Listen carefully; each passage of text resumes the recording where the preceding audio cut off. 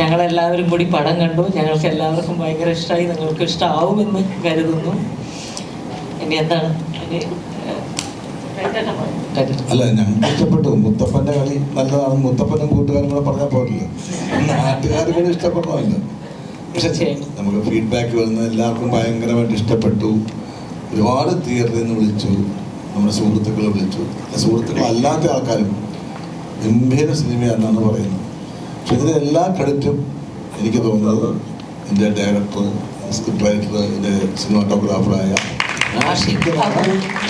Cinema വിജയം സമർപ്പിക്കുന്നത്.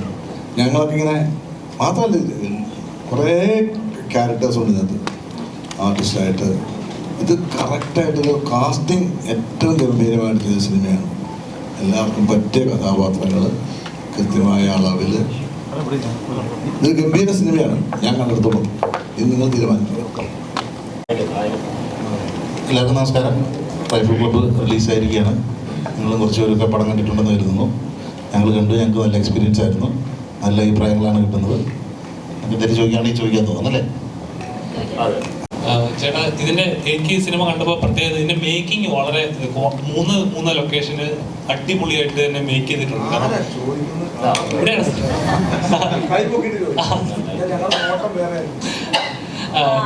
പ്രത്യേകിച്ച് മേക്കിംഗ്, അതിന് പറച്ചില്ല സ്റ്റൈലുകൾ, ഓവർ സെന്റിമെന്റ്സ് ഒന്നും ഇല്ലാതെ പടയെന്ന് പറഞ്ഞിട്ട് ഒരു ലാഗ് പോലും ഇല്ലാതെ എടുപിടി തീർക്കുന്ന ഇത് ഈ സിനിമ ഇങ്ങനെ കഥാപാത്രം കേട്ടപ്പോൾ ഫസ്റ്റ് മൈൻഡ് വന്ന് എന്തായിരുന്നു? ഇങ്ങനെ തന്നെ ഒരു അഭിപ്രായം വരുമെന്നുള്ളതായിരുന്നു നമ്മുടെ എല്ലാ ഘട്ടത്തിലെയും പ്രതീക്ഷ. ഇതിൻ്റെ ഐഡിയ പറയുമ്പം, അല്ലെങ്കിൽ ഇതിൻ്റെ റൈറ്റിംഗ് നടക്കുന്ന സമയത്തോ, അല്ലെങ്കിൽ ഇതിൻ്റെ ഷൂട്ട് നടക്കുന്ന സമയത്തോ ഒക്കെ ഈ സിനിമയെക്കുറിച്ചുള്ള പ്രതീക്ഷ ഒരു തരത്തിലും താഴത്തോട്ടൊരു ഘട്ടത്തിലും പോയിരുന്നില്ല എന്നുള്ളത് തന്നെയാണ്. അത് ഇന്ന് റിലീസായി ഈ പടം ഇങ്ങനെ ഒരു അഭിപ്രായം കേട്ട് നിൽക്കുമ്പോഴും അതുപോലെ തന്നെയാണ് തോന്നുന്നത്. ഭയങ്കര ഉറച്ച വിശ്വാസമായിരുന്നു ഈ വിഷയത്തിലും ഈ സിനിമയിലും. ഇത് ഞങ്ങൾ ഷൂട്ട് ചെയ്യുമ്പോൾ തന്നെ ഇതിൻ്റെ ഈ ഒരു പുതുമ, എന്താ പറയുക, ഈ സബ്ജക്റ്റ് മാത്രമല്ല, മേക്കിങ്ങിൻ്റെ പുതുമയും ഞങ്ങൾ സ്പോട്ടിൽ തന്നെ അനുഭവിച്ച ആൾക്കാരാണ്. കാരണം ആഷിക്ക് തന്നെയാണ് ക്യാമറ ചെയ്തിട്ടുള്ളത്, ആഷിക്ക് തന്നെയാണ് ഡയറക്ടറും. ശരിക്കും പറഞ്ഞാൽ ആ ലൊക്കേഷനിൽ ആഷിക്കിൻ്റെ ഒരു ദിവസം പോലും ഒരു 5 മിനിറ്റ് പോലും ഞങ്ങൾക്ക് ഫ്രീ ആയിട്ട് കിട്ടിയിട്ടില്ല. ഞങ്ങളൊക്കെ ആലോചിക്കും, ഇയാൾ ഇങ്ങനെ കിടന്ന് കഷ്ടപ്പെടുന്നല്ലോ. പക്ഷെ ആ കഷ്ടപ്പാടിൻ്റെ എന്തുകൊണ്ടാണ് ആഷിക്ക് അന്ന് അത്രയും ഒരു ഹാർഡ് വർക്ക് എടുത്തിട്ടുള്ളത് എന്നുള്ളത് ഇന്ന് സിനിമ കണ്ടപ്പോഴത്തേക്കാണ് നമുക്ക് മനസ്സിലായത്. കാരണം എളുപ്പമല്ല ഇങ്ങനത്തെ ഒരു സബ്ജക്റ്റ് എടുത്തിട്ട് അതിനെ ഇത്രയും മനോഹരമായിട്ട് മേക്ക് ചെയ്യുക എന്ന് പറയുന്നത് എളുപ്പമുള്ള കേസല്ല. പ്രത്യേകിച്ച് ഡയറക്ടറും ക്യാമറാമാനും പ്രൊഡ്യൂസറും ഒരാൾ തന്നെയാണ് എന്ന് പറയുന്ന ഒരു അവസ്ഥയുണ്ട്.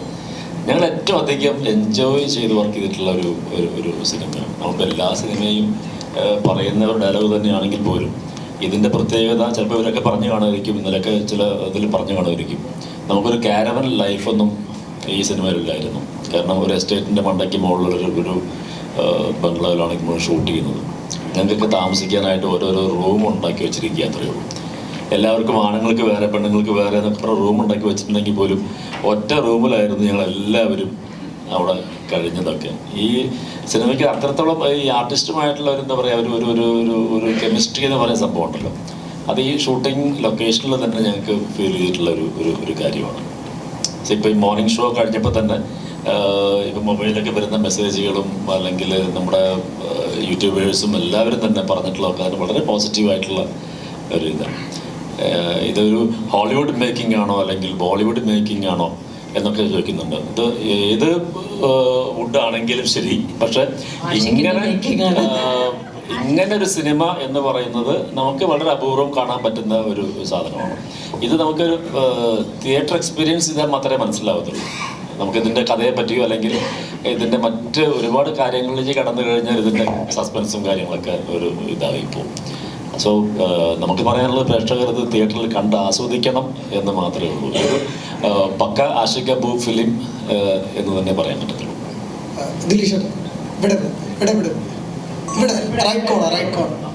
അപ്പോൾ ഈ റിലീസിന് മുമ്പായിട്ട് പ്രൊമോഷൻസിന്റെ കാര്യം വരുമ്പോഴത്തേക്കും മറ്റ് സിനിമകളൊക്കെ ഭയങ്കരധികം പ്രൊമോട്ട് ചെയ്തപ്പോൾ ഈ റൈഫിൾ ക്ലബ്ബ് കുറച്ചുകൂടെ സൈലന്റ് ആയിട്ട് നിന്ന് ഫസ്റ്റ് ഡേ തന്നെ ഭയങ്കര ഹെവി പോസിറ്റീവ് റിപ്പോർട്ട്സ് വരുന്ന ഒരു കാഴ്ച നമ്മൾ കാണുന്നുണ്ട്.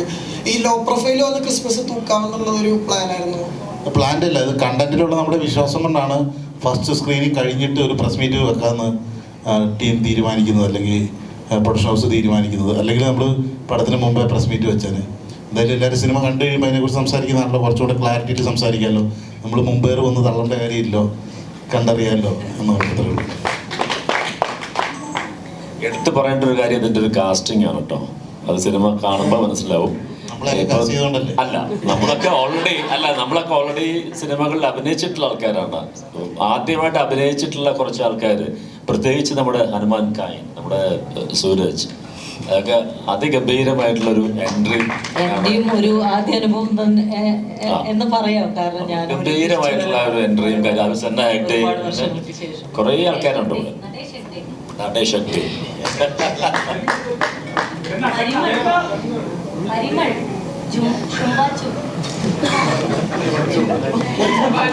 Suraj, what's your experience after watching?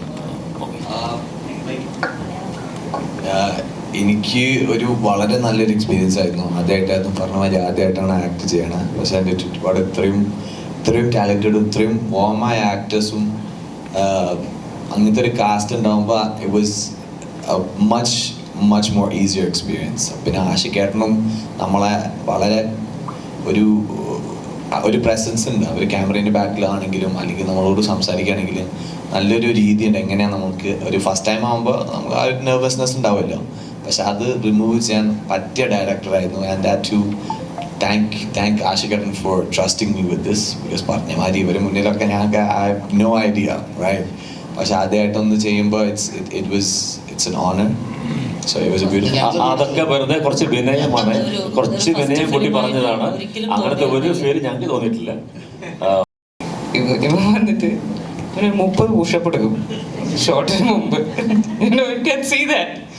എന്നിട്ട് പോയിട്ടാ പുള്ളി സ്ട്രഗ്ലിംഗ് സീൻസ് ഒക്കെ അഭിനയിക്കുന്നത്. So it was passionate to watch him also. Very beautiful ആയിരുന്നു അത്.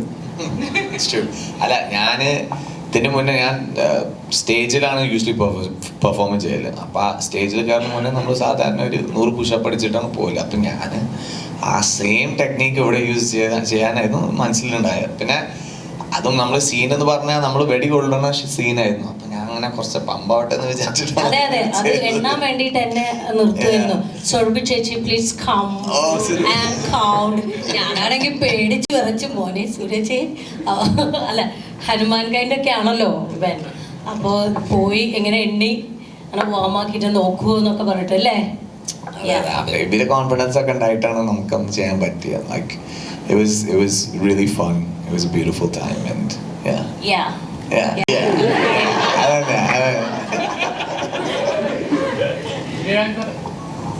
ഇപ്പം കൃഷ്ണനാടം അടിപൊളിയായിട്ട് മുന്നോട്ട് പോയിക്കൊണ്ടിരിക്കുകയാണ്.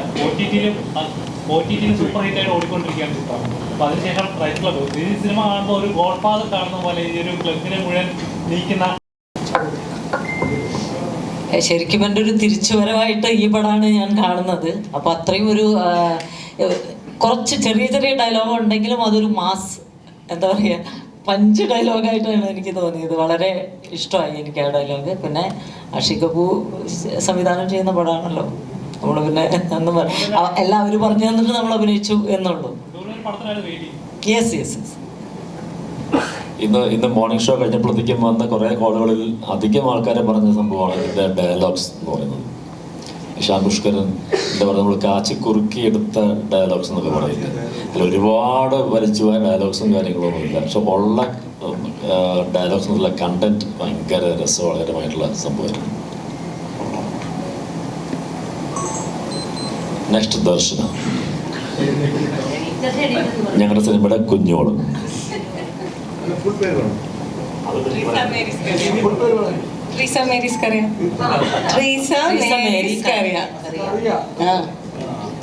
ഒന്നുമില്ല, എനിക്ക് ഇത്രയും ആക്ടേഴ്സിൻ്റെ കൂടെ ഒരുമിച്ച് വർക്ക് ചെയ്തിരിക്കുന്നത് ഐ തിങ്ക് ഫസ്റ്റ് ടൈമാണ്. നാടകത്തിലൊക്കെ ചെയ്യുന്ന പോലത്തെ ഒരു ഫീലിംഗ് ആയിരുന്നു. സോ എല്ലാവരും ഇതേ പറഞ്ഞ പോലെ എല്ലാവരുമായിട്ട് ഇൻട്രാക്ട് ചെയ്യാൻ കുറേ ദിവസങ്ങളുണ്ടായിരുന്നു.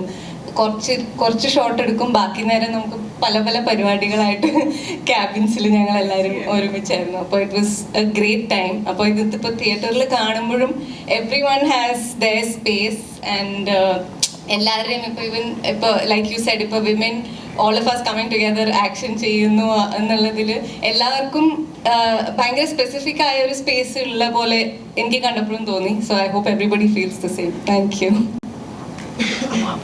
എനിക്ക് രസകരമായിട്ട് തോന്നിയ ഒരു കാര്യം, അത് പറഞ്ഞു തുടങ്ങാൻ നല്ലത് സൂരജാണ്. കാരണം സൂരജിനെ അഭിനയിക്കാൻ വിളിച്ചിട്ട് ഷൂട്ടിൻ്റെ ഡേറ്റ് ആയിട്ടും സൂരജ് അവിടെ നിന്ന് ഇങ്ങോട്ട് വരുന്നില്ല. അപ്പോൾ ശ്യാമിൻ്റെ അടുത്ത് പറഞ്ഞാണ്, സൂരജ് പറഞ്ഞു എനിക്ക് സ്ക്രിപ്റ്റ് അയച്ചതാ, എനിക്ക് ക്യാരക്ടറിൻ്റെ ഡീറ്റെയിൽ വേണം, എനിക്ക് കഥ കേൾക്കണം എന്നൊക്കെ പറഞ്ഞു. അപ്പോൾ ഞങ്ങളെല്ലാവരും ആദ്യമേ ഉണ്ടായിരുന്ന ഏറ്റവും വലിയ റൈഫിൾ ക്ലബിൻ്റെ ഒരു പ്രത്യേകത അതാണ്, ആ സിനിമയുടെ കഥ. പക്ഷേ ഒരു പേജിലും എഴുതി തരാവുന്ന കഥയേ ഉള്ളൂ. പക്ഷേ ക്യാരക്ടേഴ്സിനെ അത്രമാത്രം ഡീറ്റെയിൽ ചെയ്തിട്ടുള്ള ഒരു സിനിമ അടുത്ത കാലത്തൊന്നും വന്നിട്ടില്ല. Each and every character well defined ആണ്. അത് റൈറ്റിംഗ് പാർട്ടായാലും അതിൻ്റെ മേക്കിംഗ് പാർട്ടായാലും അത്ര പെർഫെക്റ്റ് ആണ്. അപ്പോൾ സൂരജിൻ്റെ അടുത്ത് ശ്യാം അവസാനം ഫോണിൽ വിളിച്ചിട്ട് ഇങ്ങോട്ട് കയറുക മച്ചനെ, ഇവിടെ വന്നിട്ട് പിടിക്കാൻ നമുക്ക്. ആ പിടുത്തമാണ് സിനിമയെ കണ്ടത്. അപ്പോൾ ഇങ്ങനെ ഓരോ ക്യാരക്ടറും ഈ സിനിമയിൽ കൃത്യമായിട്ടുള്ളൊരു ആർക്കുണ്ട്, അവർക്കൊരു ഹൈ പോയിന്റ് ഉണ്ട്.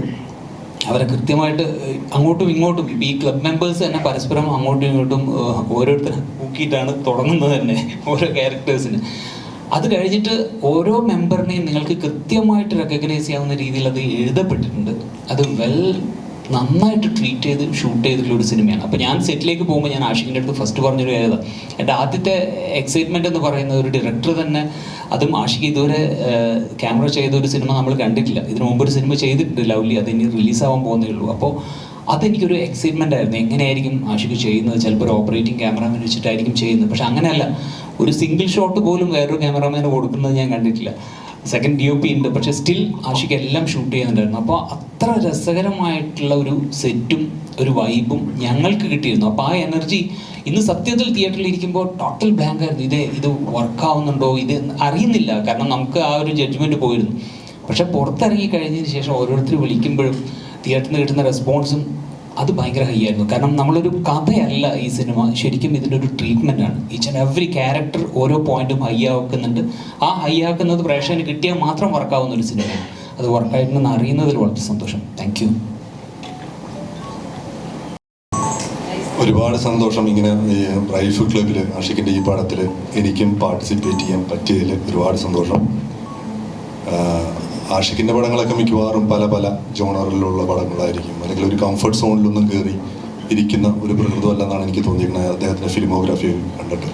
സോ അദ്ദേഹത്തിൻ്റെ പുതിയൊരു പടം, ആ പുതിയൊരു എക്സ്പെരിമെൻറ്റിൽ എനിക്കും ഒരു ഭാഗമാകാൻ കഴിഞ്ഞാൽ ഒരുപാട് സന്തോഷം. അതുപോലെ തന്നെ എനിക്ക് ഈ സിനിമയിൽ കണ്ടപ്പോൾ വളരെ സന്തോഷം തോന്നി. അതിനേക്കാളൊക്കെ ഉപരി ഇവിടെ ഇരിക്കുന്ന എല്ലാവരും എന്നേക്കാൾ സീനിയേഴ്സായിരിക്കണം. പക്ഷേ അഭിനയത്തിലായാലും ടെക്നീഷ്യൻസ് ഉണ്ട്, അഭിനേതാക്കളുണ്ട്, എല്ലാവരും ഉണ്ട്. പിന്നെ കുട്ടിയേട്ടനെ പോലുള്ള ആൾക്കാരൊക്കെ നന്നായിട്ടുണ്ടാന്ന് പറഞ്ഞപ്പോൾ സത്യത്തിൽ എനിക്ക് ഒരുപാട് സന്തോഷം തോന്നി.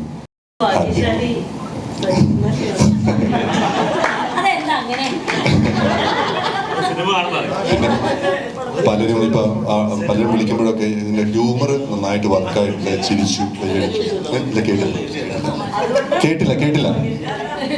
കേട്ടില്ല ചോദിച്ചു. ഷൂട്ട് ചെയ്തു, പകുതിയുള്ള കാരണം കൂടുതൽ ഭാഗ്യശാലി.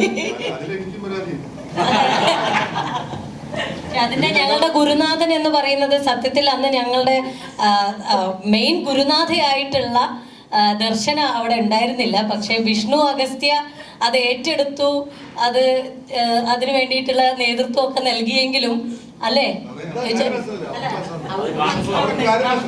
അവർ പടം കണ്ടിട്ടുണ്ടായിരിക്കും അല്ലേ? എന്തായിരുന്നു അത്? അത് ഇല്ലത്തുനിന്ന് ഇറങ്ങുകയും ചെയ്തു, അമ്മാത്തട്ട് എത്തിയതും ഇല്ല എന്നുള്ളൊരു അവസ്ഥയായി. അപ്പൊ അതില് സജീവൻ ചേട്ടന് വളരെയധികം വിഷമമുണ്ട്.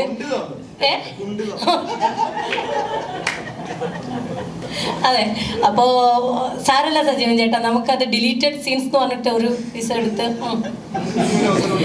അതെ നമുക്ക് ഇനിയും പോരല്ലേ, മതിയായില്ലല്ലേ? അത് അടുത്ത പാർട്ടിൽ കുറച്ചും കൂടി ഉണ്ടാകുമെന്ന് നമുക്ക് പ്രതീക്ഷിക്കാം. സെക്കൻഡ് പാർട്ടിൽ ഓണത്തിനല്ലേ?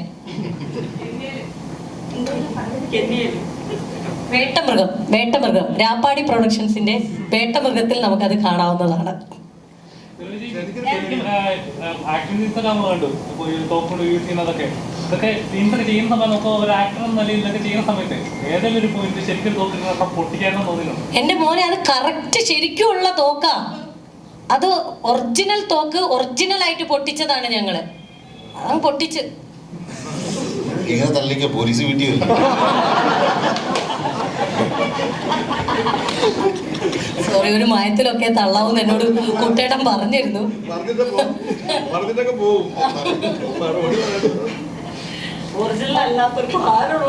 അതെ അതെ, ഒരു 5 കിലോ 6 കിലോ ഉണ്ട് ഓരോ തോക്കും. അതിൽ ചെറിയ തോക്ക് ഉപയോഗിച്ചത് ദർശനയാണെന്ന് മാത്രം അല്ലേ? സുരഭിന്നല്ല ഇങ്ങനെ സ്ത്രീ ക്യാരക്ടേഴ്സ് ഒരു മലയാള സിനിമയിൽ അങ്ങനെ തോക്കെടുത്തിട്ട് ചന്നം പിടിക്കുന്നത് കാണാൻ എന്ത് രസമാണെന്നറിയോ? ഞാൻ ചന്നം പിന്നെ വെച്ചിട്ടില്ല. ഞാൻ 3 പേരെ വെച്ച് 3 പേരെ ഞാൻ കൊന്നു. ഉറപ്പാണ്. ഞാൻ എന്റെ ഉണ്ടകൾ ഒന്നും പാഴായിട്ടില്ല. അപ്പോൾ എനിക്ക് വളരെയധികം സന്തോഷമുണ്ട്. കാരണം ശ്രീ ശങ്കരാചാര്യ യൂണിവേഴ്സിറ്റിയിൽ പഠിക്കാൻ പോയതുപോലെയുള്ള ഒരു വൈബായിരുന്നു. ഇവരെല്ലാവരും കണ്ടില്ല, എത്ര സീനിയേഴ്സ് ആണ്. പൊന്നമ്മ ചേച്ചി ആണെങ്കിലും കുട്ടേട്ടനാണെങ്കിലും ഓരോ ദിവസവും വൈകുന്നേരം ഈ കൺവിൻസിങ് സ്റ്റാർ വന്നിട്ട് ഞങ്ങളെ കൺവിൻസ് ചെയ്യും. പിന്നെ ദർശനയും അതുപോലെ തന്നെ വിഷ്ണു അഗസ്ത്യയും അദ്ദേഹം കൺവിൻസ് ചെയ്തിട്ടുണ്ടായിരുന്നു. അവസാന ദിവസം നിങ്ങൾ ഏത് പാതിരാത്രിയിലാണെങ്കിലും എന്ത് പ്രശ്നം ഉണ്ടെങ്കിലും, അത് രാഷ്ട്രീയമായിക്കോട്ടെ, സിനിമയായിക്കോട്ടെ, പോലീസ് കേസ് ആയിക്കോട്ടെ, ഏത് പാതിരാത്രിയിലും എന്നെ വിളിക്കണം. ദർശന ഭാവം അത് കേട്ട് വിശ്വസിച്ചു. വിളിക്കും ചേട്ടാ, എന്റെ പട്ടിയെടുക്കും പോണെന്ന്. അത്രയും ഞങ്ങളെ കൺവിൻസ് ചെയ്തുകൊണ്ടിരിക്കുകയായിരുന്നു ഓരോ ദിവസങ്ങളിലും. പിന്നെ വാണി ചേച്ചി ആയിക്കോട്ടെ, ഉണ്ണിമാങ്കോ ആയിരുന്നു ഞങ്ങളുടെ സ്പൈ വർക്ക് ചെയ്തുകൊണ്ടിരുന്നത്. കാരണം കഥയൊന്നും ഞങ്ങൾക്ക് അത്ര ഇതറിയില്ല. അപ്പോൾ പെട്ടെന്ന് അവിടെയൊക്കെ പോയി ഇന്നിങ്ങനെ സംഭവിക്കും അങ്ങനെ സംഭവിക്കും എന്നൊക്കെ ഞങ്ങൾക്ക് പറഞ്ഞു തന്നത് മാംഗോ ആണ്. പിന്നെ സൂരജിനെ പറ്റി ഞാൻ ആവശ്യത്തിൽ നമ്മളുടെ സ്റ്റാർ വിനീതേട്ടൻ, അദ്ദേഹത്തിൻ്റെ ഭക്ഷണം നിങ്ങളെല്ലാവരും കണ്ടു പഠിക്കേണ്ട ഒന്നാണ്. പച്ചക്കറികൾ മാത്രം, പലതരത്തിലാണ് അദ്ദേഹം ഫുഡ് കഴിക്കുന്നത്. അതുകൊണ്ടാണ് ഈ ഒരു നിത്യ യൗവനം ഷാജഹാൻ ഇപ്പോഴും സൂക്ഷിക്കുന്നത്. പിന്നെ പരിമളിനെയും എനിക്ക് അധികം കൂടെ വർക്ക് ചെയ്യാൻ പറ്റിയിട്ടില്ല. നമ്മുടെ തെലുങ്ക് ഡയറക്ടർ ഒന്ന് എണീറ്റ് നിൽക്കുമോ? Sorry, Kannada director Natesh Hegde. അദ്ദേഹം ഒരു വില്ലനായിരുന്നു. അദ്ദേഹത്തിന് പക്ഷെ ടുട്ടുമോൻ വെടിവെച്ച് കൊന്നു. ഒരു മിനിറ്റ് അവർക്ക് വേണ്ടി നീ സംസാരിച്ച കളയല്ലേ? അവർ സംസാരിച്ചോളൂ. പക്ഷെ അവരെ നമ്മൾ പരിചയമാണ്. അവരെ ഒന്നും സംസാരിക്കുന്നില്ല. നീ നിർത്തിയാലല്ലേ സംസാരിക്കാൻ പറ്റുള്ളൂ. മൈക്ക് കൊടുത്തു. ശരിക്കും ഇങ്ങനെ ഒരു കഥ കേട്ടപ്പോൾ കഥാപാത്രം എത്രത്തോളം ഡീപ്പാന്ന് തോന്നുന്നു? ഇല്ല, ഇതിനകത്ത് എൻ്റെ കഥാപാത്രത്തിന് എൻ്റെ വലിയ മിടുക്കൊന്നുമല്ല. ഞാൻ ഇപ്പോൾ പറഞ്ഞില്ലേ, ഇത് ആഷി കപൂറിൻ്റെ സിനിമയാണ്. ഞാൻ കുറേ നാളായിട്ട് അഭിനയിക്കുന്ന ആളാണ്. ഈ ക്യാരക്ടറിൻ്റെ എന്നെ പോസ്റ്റ് ചെയ്തിരിക്കുന്നത് എനിക്ക് നടക്കാൻ പോലും സമയമില്ലല്ലോ. ഇതിപ്പല്ലേ ഒരു കസേര എന്നോട് നടന്ന് എന്ത് ചെയ്യാൻ പറ്റും? എനിക്കൊന്നും ചെയ്യാൻ പറ്റില്ല അവിടെ. അദ്ദേഹമാണ് എന്നെ ഇതിനകത്ത് എന്തെങ്കിലും ഞാൻ ചെയ്തിട്ടുണ്ടെങ്കിൽ ആഷി കപൂറാണ്. സത്യത്തിൽ അത് കുട്ടേട്ടൻ്റെ അടവായിരുന്നു. കാരണം കസേരയിൽ മാത്രം ഇരിക്കുമ്പോൾ ബാക്കി ചെല്ലേണ്ട, അല്ലെങ്കിൽ ഞാൻ ഓടിച്ചെന്ന് വെടിവെക്കേണ്ടി വരും, കൊള്ളേണ്ടി വരും, വീഴേണ്ടി വരും. ഇത് കസേരയാകുമ്പോൾ ഒരു ലിമിറ്റ് ഉണ്ടല്ലോ, ആരെങ്കിലും തള്ളിക്കൊണ്ടുപോയി. അല്ല, അങ്ങനെ സന്തോഷമുണ്ട് കേട്ടോ. 32 ദിവസത്തോളം ഞാൻ സിനിമയിൽ അഭിനയിച്ചു. ചിലപ്പോൾ എനിക്ക് ഒരു ഷോട്ടൊക്കെ ഒരു ദിവസം. അപ്പം ഞങ്ങൾക്ക് പക്ഷേ എനിക്കൊരു വിഷമമില്ല. എന്താ വെച്ചാൽ എല്ലാവരും കൂടി മുറിക്കാത്തിരിക്കും. ഇതങ്ങോട്ട് തള്ളുക, കളിയാക്കുക, കൊല്ലുക, ഇതൊക്കെ എന്നെ എനിക്ക് വെളുപ്പിന് 2:30 മണിക്കാണ് ഷോട്ട് വരും. ഞാൻ രാവിലെ മേക്കപ്പ് ചെയ്യും, മേക്കപ്പ് ഇരിക്കും. അപ്പൊ 2:30 മണിക്കാണ്. അപ്പൊ ചിലപ്പം എനിക്ക് നേരത്തെ ഷോട്ട് വരും. അപ്പൊ ഈ സുരഭിയൊക്കെ പോയി ആഷിക്കിനോട് പറയും, വേണ്ട കുട്ടിയുടെ വെയിറ്റിങ്, പുള്ളി ഉറങ്ങുക, കുറച്ച് കഴിഞ്ഞ് എടുത്താലും മതി, പുള്ളി ഉറങ്ങിക്കോട്ടെ എന്ന്. അപ്പൊ പിന്നെ ആഷിക്കും വിചാരിക്കും ഉറങ്ങിക്കോട്ടെ എന്ന്. അപ്പൊ ലാസ്റ്റ് ഷോട്ട് എനിക്ക് എടുക്കും 2:30 മണിക്ക്. അപ്പൊ ഇവരൊക്കെ സുഖമായിട്ട് ബാക്കി ഷോട്ടൊക്കെ കഴിഞ്ഞിട്ട് പോകും. അങ്ങനെ 2:30 കുട്ടിയുടെ എന്നുള്ള പേര് കിട്ടി എനിക്ക്. 10 ദിവസം കഴിഞ്ഞപ്പോ ചേട്ടൻ 2 മണിയാവുമ്പോഴേ റെഡി ആവുള്ളൂ. കാരണം 2:30 വിളിക്കുള്ളൂ. അയ്യോ അല്ല, നോണ പറയില്ല. അതിരാവിലെ ഞാൻ റെഡിയാകും. പക്ഷെ ഇവരൊക്കെ പിള്ളേരല്ല. ഇപ്പം ഞാനിപ്പോൾ ഇവരെന്ത് പറഞ്ഞാൽ സമ്മതിച്ചു കൊടുക്കും. ഞാനുള്ള കാരണവര് 42 വർഷമായിട്ടേ സിനിമയിൽ. പക്ഷേ അഹങ്കാരമൊന്നും കുട്ടേട്ടൻ കാണിച്ചില്ല. അഹങ്കാരമല്ല, അഹങ്കാരം എൻ്റെ അവസ്ഥയാ. അഹങ്കാരമല്ല കുഞ്ഞെ, പിടിച്ചു നിൽക്കണ്ടേ നിങ്ങളുടെ കൂടെ. ഇത് എന്ത് നാക്കാന്നറിയ ഇവളൊക്കെ. അപ്പോൾ ഒരിക്കലും ഞാൻ മലയാള സിനിമ ഇത്രയും വർഷമായിട്ട് നിന്നിട്ടും ഇതിൻ്റെ കൂടെ നിൽക്കുക എന്നുള്ളതാണ് ഏറ്റവും വലിയ പ്രശ്നം. ഞാൻ സർവൈവ് ചെയ്ത് വരുന്നുണ്ട് കേട്ടോ. എന്താണ് കുഴപ്പമില്ല, ഞാൻ പിടിച്ചു നിൽക്കും. ഇവിടെ തരണം ചെയ്യാൻ പറ്റുമെങ്കിൽ ഞാൻ ഇനി കുറെ കൂടെ നിൽക്കും മലയാള സിനിമ ഉറപ്പാണ്. ഇത് പാസ്സായാൽ ഞാൻ ഇങ്ങനെ ഇനി എനിക്ക് എന്നെ ആർക്കും തടുക്കാൻ പറ്റില്ല. ഇത് പാസ്സായി ഞാൻ Surabhi. Thank you for having me. Shyam said this is the first time in Malayalam film history a snipe shooter is hitting the target. So I'm happy to do that role. And also some of the greatest minds are here. It's a privilege to work with them. Thank you. Vishnu Agastya. ഞാൻ വിഷ്ണു അഗസ്ത്യ. അപ്പോൾ ഞാൻ RDXന് ശേഷം വരുന്ന ഒരു സിനിമയാണ്. അപ്പോൾ ഇത്രയും ഭയങ്കര എന്താ പറയുക, ഇത്രയും വൈബുള്ള ഒരു ക്രൂവിൻ്റെ കൂടെ വർക്ക് ചെയ്യാൻ പറ്റിയതിൽ ഭയങ്കര സന്തോഷം. Thank you. ഇല്ല, ഉണ്ണിമാങ്ക ഒന്നും പറയില്ല, പറഞ്ഞോ. അല്ല, എന്തെങ്കിലും ചോദിച്ചാൽ പറയാം. എന്തെങ്കിലും വിഷ്ണുവിനോട് ആരെങ്കിലും എന്തെങ്കിലും ഒന്ന് ചോദിക്കോ? നോർമൽ ഇതുപോലെ ഇങ്ങനൊരു ക്ലിപ്പിനകത്ത് ഒരു ഗോഡ് ഫാദർ എന്ന ലെവലിൽ ആ തോക്ക് വെച്ചൊരു ഡയലോഗ് ഉണ്ടല്ലോ, എന്റെ ജോലിയാണ് ഇതല്ലോ. അതായത് രാജന്റെ തോക്ക് വെച്ചിട്ട് അങ്ങനത്തെ സീൻസുകളൊക്കെ ഉണ്ട്. അപ്പം ചെയ്യുന്ന സമയത്ത് നമ്മുടെ ഒരു ഏകദേശം ഒരു ഒരേ സർക്കിളാണ് വർക്ക് ചെയ്ത് ഒരു ഇങ്ങനത്തെ തീം കേൾക്കുമ്പോൾ ഫസ്റ്റ് മൈൻഡിൽ ഒരു കാര്യമുണ്ടല്ലോ, എന്താണത്? അല്ല, ഞാൻ ആദ്യത്തെ ദിവസം, അതായത് നേരത്തെ പറഞ്ഞല്ലോ, അതായത് ഇത് ഈ സിനിമ ഇങ്ങനെ നമ്മൾ അഭിനയിക്കുമ്പോൾ ഇതിങ്ങനെ ആയിരിക്കും, അടുത്ത് ഇങ്ങനെ ആയിരിക്കും എന്നുള്ള സംഭവത്തെക്കാളും കുറച്ചും കൂടെ റൈറ്റ്. ഞാൻ ശ്യാമേട്ടൻ്റെ അടുത്ത് ഫസ്റ്റ് ദിവസം ചെന്നിട്ട് പറഞ്ഞു, ശ്യാമേട്ട നീ പേടിയാ, എന്താ പരിപാടികളെന്നൊക്കെ ഒന്നുകൂടെ ഒന്ന് പറഞ്ഞില്ലേ. അപ്പം ശ്യാമേട്ട എന്നോട് പറഞ്ഞെന്ന് വെച്ചാൽ, എടാ നീ 50% ഈ ക്യാരക്ടർ ചെയ്താൽ മതി, ബാക്കി 50% ഞാനാണ് ചെയ്യുന്നത്. അപ്പം നമ്മൾ രണ്ടുപേരോടാണ് ഈ ക്യാരക്ടർ ചെയ്യുന്നത്. ഞാൻ പറഞ്ഞു ഓക്കെ, സന്തോഷം. അങ്ങനെ എനിക്ക് തോന്നിയെന്ന് വെച്ച് കഴിഞ്ഞാൽ നമുക്ക് ഏകദേശം ഏറ്റവും അവസാനത്തിലേക്കൊക്കെ എത്തുമ്പോഴായിരിക്കും അതിങ്ങനെ നമ്മൾ കണ്ടെത്തി പോവാണ്. നമ്മൾ നേരത്തെ എല്ലാം ഡിസൈഡ് ചെയ്തിട്ട് അങ്ങ് അഭിനയിക്കുന്നതല്ല, ഫിലിം മേക്കറിന് വേണ്ടിയാണ് അഭിനയിക്കുന്നത്.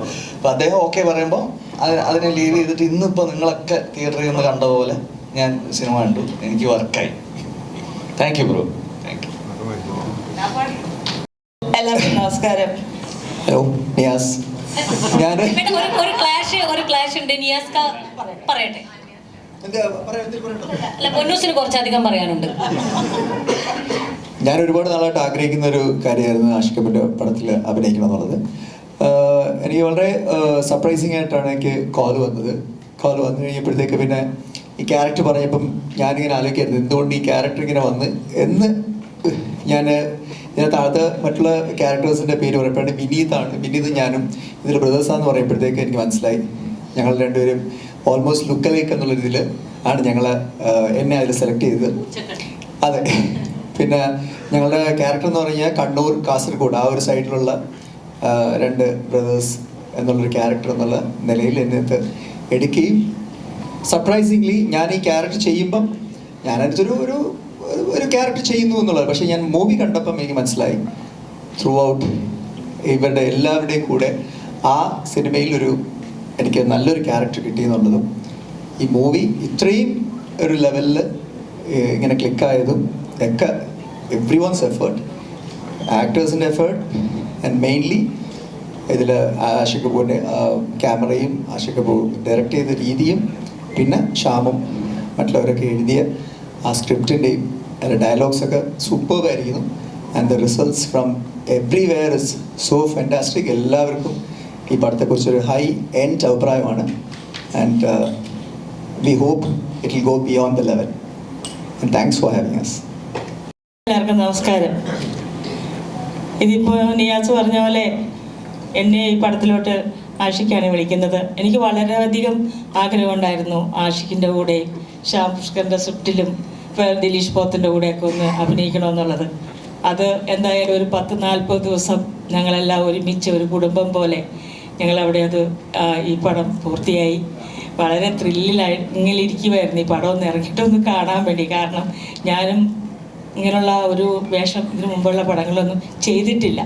അപ്പോൾ അത് എനിക്കൊരു വെറൈറ്റി ആയിട്ട് ഫീൽ ചെയ്തു. എന്തായാലും ഞാൻ ആഷിഖിനോടും ആ ക്രൂവിനോടുമാണ് ഒരുപാട് താങ്ക്സ് പറയുന്നത്. ഈ പടം എല്ലാവരും കണ്ടിട്ടില്ലെങ്കിൽ പ്രേക്ഷകരെല്ലാവരും തിയേറ്ററിൽ പോയി പടം കാണണം. ഈ പടം ഒരു വമ്പിച്ച വിജയമാക്കി നിങ്ങളെല്ലാവരും തീർക്കണം. Thank you so much.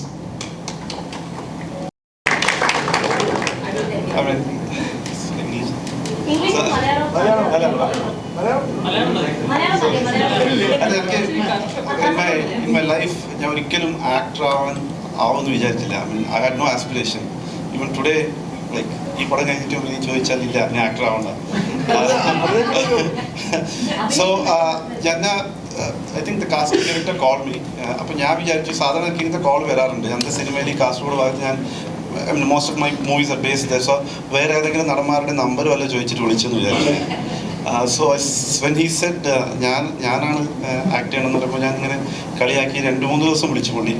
ഞാൻ താല്പര്യമില്ല എന്ന് പറഞ്ഞു. പിന്നെ then he started, അപ്പോൾ ഇതിൻ്റെ മൊത്തം കാസ്റ്റ് ഒന്നും പറഞ്ഞില്ല, 1-2 ആൾക്കാരുടെ പേര് മാത്രമേ പറഞ്ഞുള്ളൂ. Then he started dropping names. Appuran then the greedy side of my mind started working. You know? So basically, I'm here because of greed. You know, because nobody wants to lose an opportunity to work with these names and the bigger names who are not on the stage today. So yeah, I mean, ഞാനൊരു 4 ദിവസത്തേക്ക് വന്നിട്ട് എന്നെ വിളിച്ചത് ഇവിടെ for the shoot. Yeah, so I met, I mean, Vishnu will tell the story. First ദിവസം വന്നിട്ട് സെനബ്രോ ഇതേപോലെ പറഞ്ഞു, ഞാനിവിടെ ഉണ്ടെന്നുള്ള കാര്യം പറയണ്ട, നാളെ ആദ്യത്തെ ഷോട്ട് വെച്ചിട്ട് മിക്കവാറും ഞാൻ മുങ്ങും. അപ്പോൾ അതുകൊണ്ട് ഞാനിവിടെ ഉണ്ടെന്നും ഞാൻ ഈ സിനിമയിൽ അഭിനയിക്കുന്നതും താൻ ആരോടും പറയരുത്. ഞാൻ പറഞ്ഞു ഒരിക്കലും ഇല്ല. പക്ഷേ പതുക്കെ അഭിനയിച്ച് വന്നപ്പോൾ ഫസ്റ്റ് പരിചയപ്പെട്ട ഇദ്ദേഹത്തെ കൊല്ലുന്നത് ഞാനാണ്. അതൊരാശ്വാസമായിരുന്നു. So yeah, I mean, so 4 ദിവസത്തേക്ക് വന്നതാണ്. I think I stayed because I was part of the entire family of, I mean, I start with Suraj, and then I finish with Kashyap. So and Suraj and me were the first friends. നമ്മൾ അടുത്തടുത്ത room ആയിരുന്നു. So I was so nervous and it was his first time. So I told him take extra 5 push-ups for me. So that gives me extra confidence. So yeah, it's a wonderful opportunity and yeah, I'm really grateful. Thank you. ഞാൻ കിരൺ പീതാംബരൻ. ഞാൻ ഇതിനകത്ത് rifle ക്ലബ്ബിൽ രാപ്പാടി എന്ന് പറഞ്ഞിട്ട് വേഷമാണ് ചെയ്തിരിക്കുന്നത്. I am so happy to be with all this vibrant team. പിന്നെ കാസ്റ്റിങ്ങിൻ്റെ ഭാഗമായിട്ട് ആദ്യം മിലിന്ദാണ് വിളിക്കുന്നത്. മിലിന്ദും ബിബിനും കൂടെ എനിക്കൊന്ന് പടം തുടങ്ങുന്നതിന് 2-3 മാസം മുമ്പ് വിളിച്ചിട്ടുണ്ടായിരുന്നു. അപ്പോൾ വല്ലപ്പോഴൊക്കെയാണ് ഇതുപോലെ എന്തെങ്കിലുമൊക്കെ ഒരു വെറൈറ്റി ആയിട്ടൊക്കെ ചെയ്യാനായിട്ടൊരു ഓപ്ഷൻ സാഹചര്യം കിട്ടുന്നത്. So very grateful.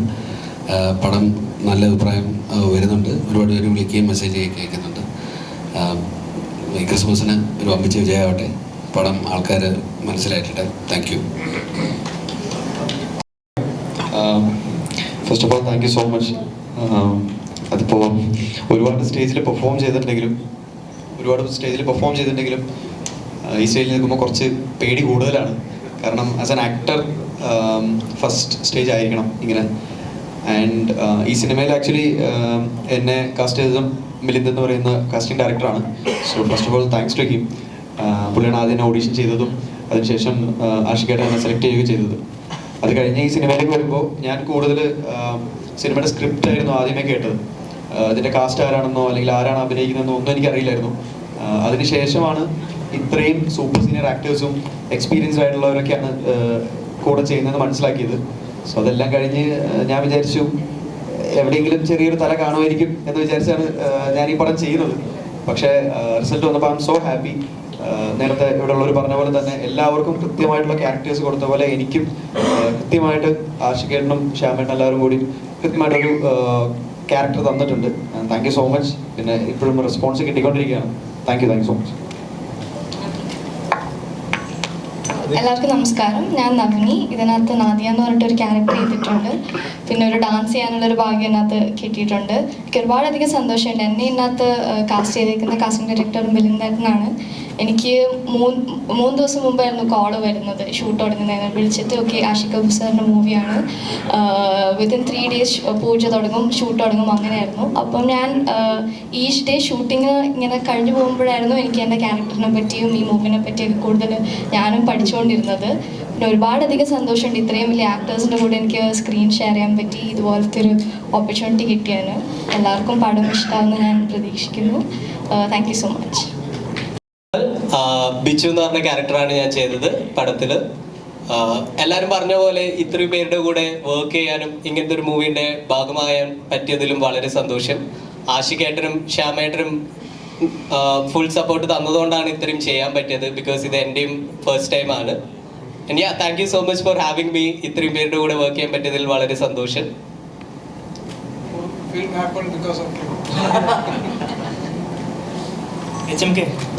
ഇവിടെ എല്ലാവരും പറഞ്ഞപ്പോൾ ഒരു കാര്യം, ഞങ്ങൾ ഈ കാട്ടിൽ പോയൊരു ഇതുണ്ട്. പുഷ്പ മൂവി ഷൂട്ട് ചെയ്ത ഫോറസ്റ്റിലാണ് ഞങ്ങൾ ഹണ്ടിങ്ങിന് പോകുന്ന സീൻ എടുത്തിരിക്കുന്നത്.